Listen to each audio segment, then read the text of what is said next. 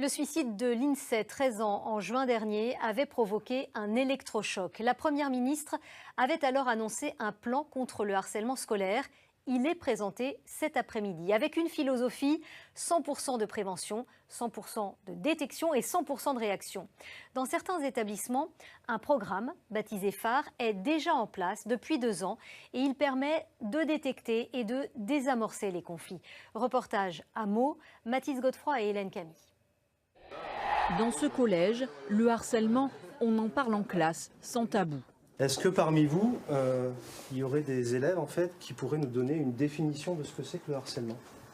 Mathieu Lyonnais, conseiller principal d'éducation, et Laurent Bréchia, professeur d'EPS, sont référents et formateurs du programme phare, le plan de prévention du harcèlement.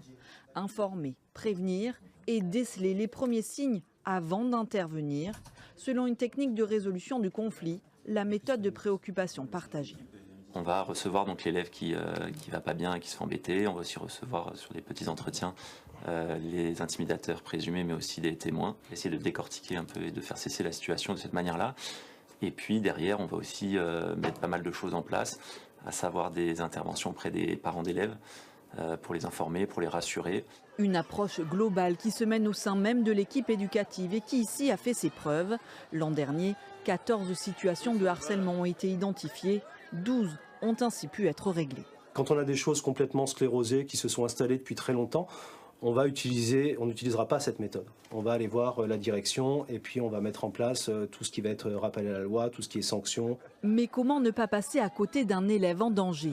Gabriel Attal évoquait un questionnaire d'auto-évaluation pour repérer les signaux dits faibles. Ce pédopsychiatre a été consulté par le ministère pour aider à son élaboration.